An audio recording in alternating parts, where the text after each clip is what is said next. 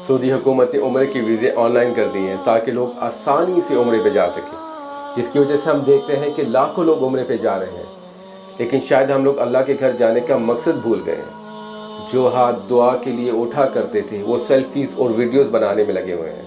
اپنے گناہوں کی وجہ سے جن آنکھوں میں آنسو جاری رہتے تھے وہی آنکھیں ریاکاری کی وجہ سے چمک رہی ہوتی ہیں۔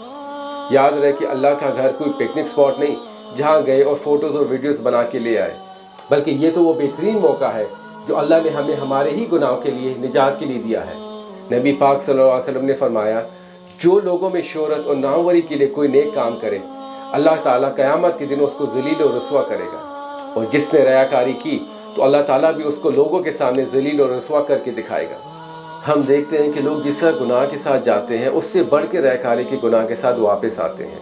نمازوں کی پابندی نہیں کی جاتی، عورتیں بے پردہ ہی رہتی ہیں، سود پہ کریڈٹ کارڈز اور قرضے ویسے ہی چل رہے ہوتے ہیں۔ تو یہ کیسا عمرہ ہوا اور یہ کیسی توبہ ہوئی؟ ریاکاری تو وہ عمل ہے جس سے بڑے سے بڑا عمل بھی صفر ہو جاتا ہے، ہر خیر ختم ہو جاتی ہے۔ اللہ تو ہماری نیت سے خوب واقف ہے، اور نصیحت کرتے رہو کیونکہ نصیحت ایمان والوں کو فائدہ دیتی ہے، کیونکہ جس کے دل میں اللہ کا خوف ہوگا وہ نصیحت ضرور مانے گا۔